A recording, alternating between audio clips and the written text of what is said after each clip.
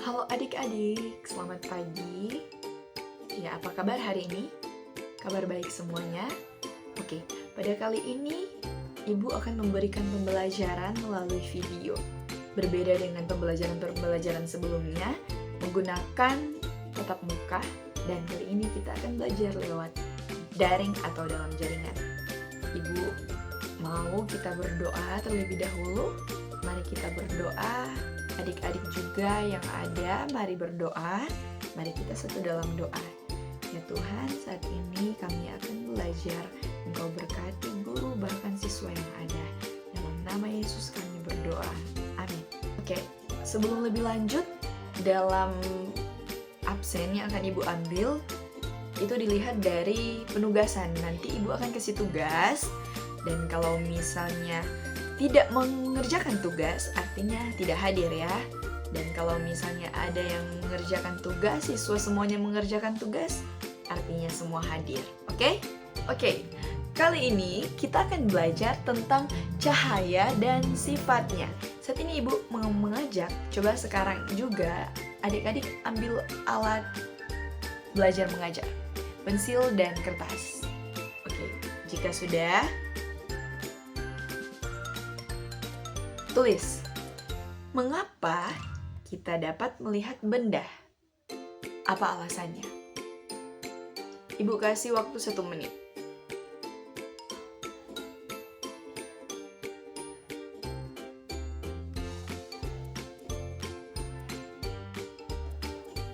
Diisi ya.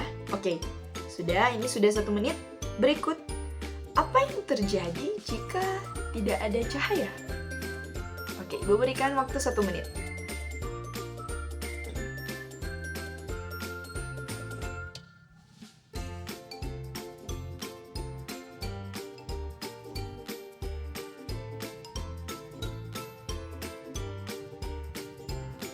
Oke, sudah ya. Oke, Ibu akan membacakan tujuan pembelajarannya ya.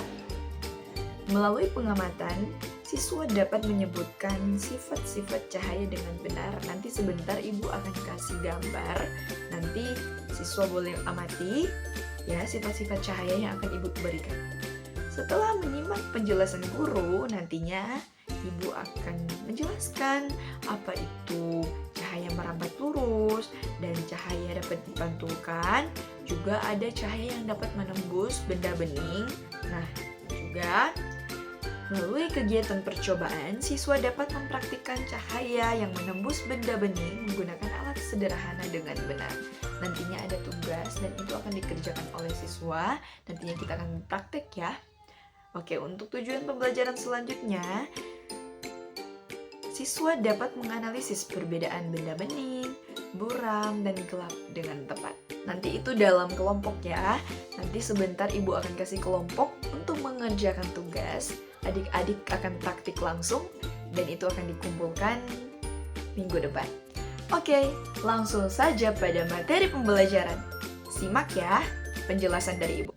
Hari ini kita akan belajar tentang sifat-sifat cahaya. Untuk sifat utama cahaya ada 4.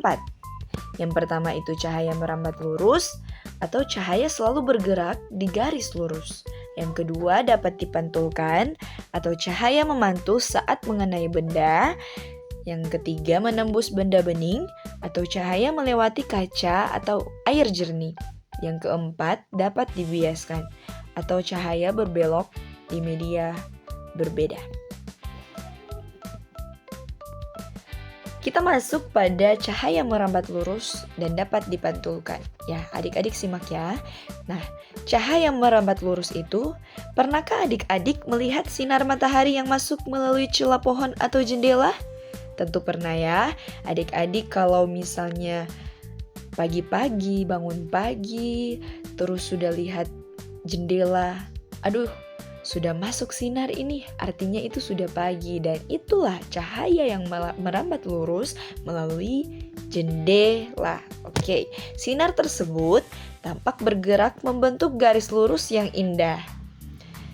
Jadi, kalau contoh di rumah Ibu ada jendela kotak. Ya, sinar itu masuk melalui jendela yang kotak itu. Jadi cahaya itu merambat lurus. Ya, membentuk garis lurus. Ya, benar banget. Oke, itu cahaya merambat lurus. Nah, cahaya yang dapat dipantulkan ini, contohnya saat kita bercermin, kita bisa melihat wajah kita sendiri. Mengapa demikian? Itu karena cahaya mengenai permukaan cermin dan berbalik arah atau dipantulkan kembali ke mata kita. Nah, ini contoh cahaya dapat dipantulkan melalui cermin yang kita gunakan dalam kehidupan sehari-hari. Ya, saat kita bercermin, wajah kita terlihat. Karena apa? Karena ada cahaya yang dipantulkan oleh cermin ke mata kita, jadi cahaya itu dapat dipantulkan seperti yang telah Ibu katakan tadi. Oke, selanjutnya cahaya menembus benda bening. Nah, ini ada contoh praktik ya. Oke, dalam cahaya dapat menembus benda bening ini seperti kaca jendela dan botol bening. Nah, ini ada foto contoh gelas bening. Ya, karena cahaya dapat melewati benda tersebut. Kita bisa melihat benda yang berada di baliknya. Itu yang dikatakan dengan cahaya dapat menembus benda bening. Oke, sekarang Ibu minta kelompok. Minggu lalu ada kelompok 1, 2, dan 3 yang telah kita buat. Ya, kelompok sebelumnya itu terdiri dari 3 orang, satu kelompok. Oke, nanti buat percobaan ini di rumah. Langkah percobaannya, siapkan senter dan gelas kaca bening. Juga nyalakan senter dan arahkan ke gelas. Lihat, cahaya tetap dapat melewati garis tersebut atau tidak ya. Nanti akan buat video, nanti Ibu mau lihat. Itu hasilnya Ibu mau lihat minggu depan itu dalam bentuk video. Jadi tugas yang pertama yang akan Ibu berikan adalah praktik sederhana di rumah. Nanti adik-adik akan menyiapkan senter dan gelas kaca.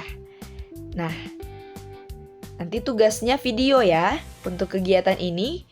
Nanti dalam proses kegiatannya, adik-adik bisa lihat apakah cahaya itu bisa menembus benda bening atau tidak.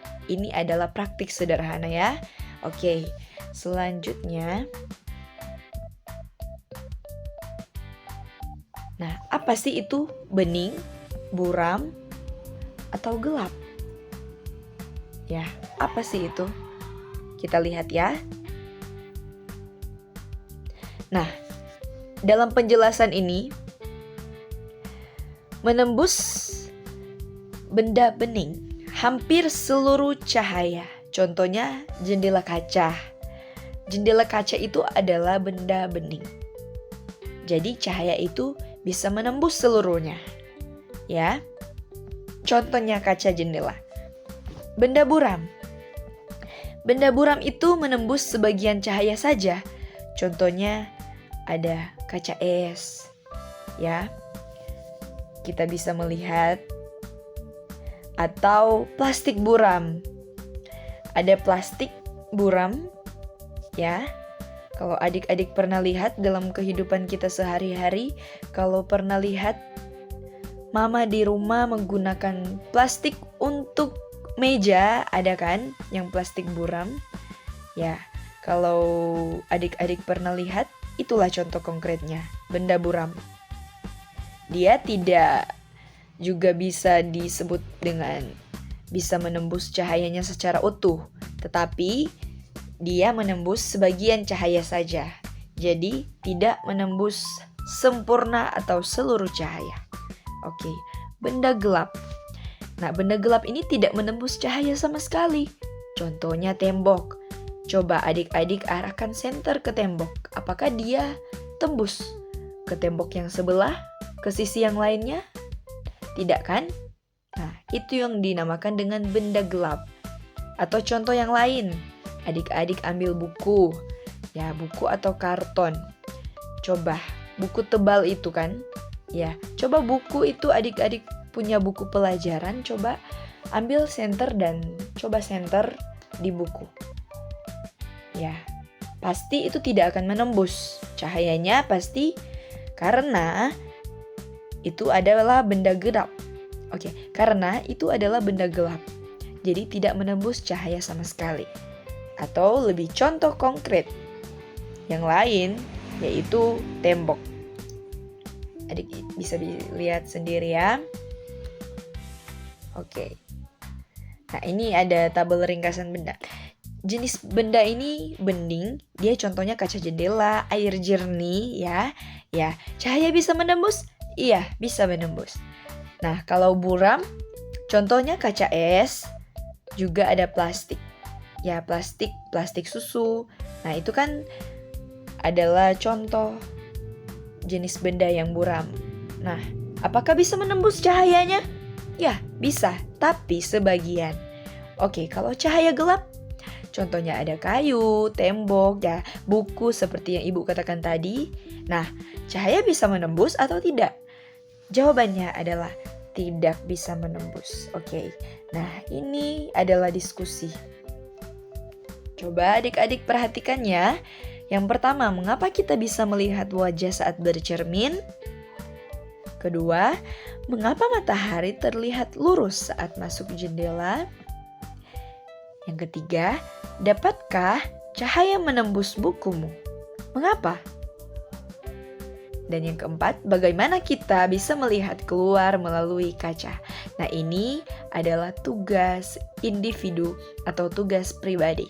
Kalau yang tadi itu adalah tugas kelompok, dan ini adalah tugas individu. Oke. Baik, jangan lupa dicatat ya. Jangan lupa dicatat. Oke. Baik, pembelajaran kita kali ini telah selesai. Dan Ibu harap semua bisa paham ya, karena ini melalui video pembelajaran. Nah, jadi ya Ibu harap sudah semua mengerjakan tentang tugas. materi sifat-sifat cahaya. Jika ada pertanyaan, nanti kita akan ketemu tatap muka di minggu depan.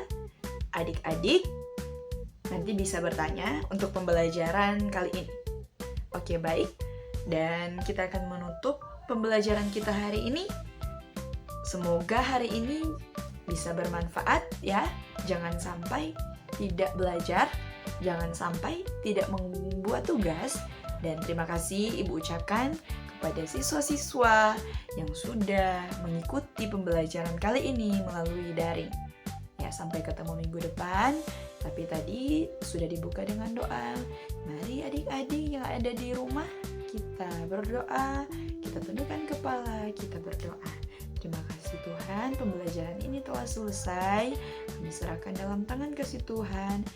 Mudah-mudahan semua yang dilakukan dalam pembelajaran tidak berlalu begitu saja, tapi bisa kami mengerti dan pahami. Dalam nama Yesus kami berdoa. Amin.